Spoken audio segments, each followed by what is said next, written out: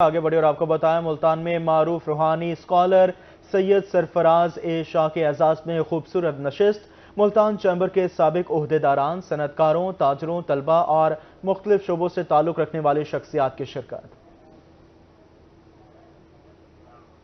State life building میں معروف روحانی اسکالر سید سرفراز اے شاہ کے اعزاز میں منعقدہ نشست میں ملتان چیمبر کے سابق عہدیداران صنعتکار تاجر مختلف یونیورسٹیز کے طلباء و طالبات سمیت شعبہ ہائے زندگی سے تعلق رکھنے والی شخصیات نے بھرپور شرکت کی۔ شرکاء سے خطاب کرتے ہوئے سید سرفراز اے شاہ کا کہنا تھا، مفید معاشرے کے لیے رواداری قائم کرنا ضروری ہے، ہمیں ایک دوسرے کی کوتاہیوں کو معاف کر دینا چاہیے اور اپنا دل آئینے کی طرح صاف رکھنا چاہیے۔ اگر ہم روشنی لے لیں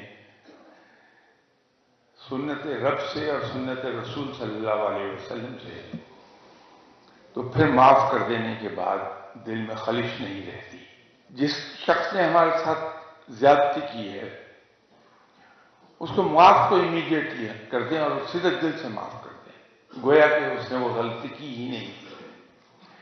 لیکن اس کو بھلائیں نہیں،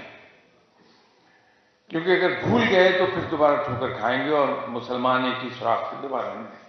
ڈسا جاتا۔ نشست میں سید سرفراز اے شاہ نے شرکاء کے سوالوں کے جواب دیتے ہوئے کہا کہ ہمیں ہر صورت حدود اللہ کا خیال رکھنا چاہیے، اسی میں دین و دنیا کی بھلائی ہے۔ جہاں تک اللہ کی قائم کی ہوئی حدود وائلیٹ نہ ہونے لگے وہاں تک کمپرومائز کر لینا چاہیے، لیکن جہاں رب کی قائم کی ہوئی حدود متاثر ہونے لگیں تو وہاں پہ ایک فرم سٹینڈ لے لیں۔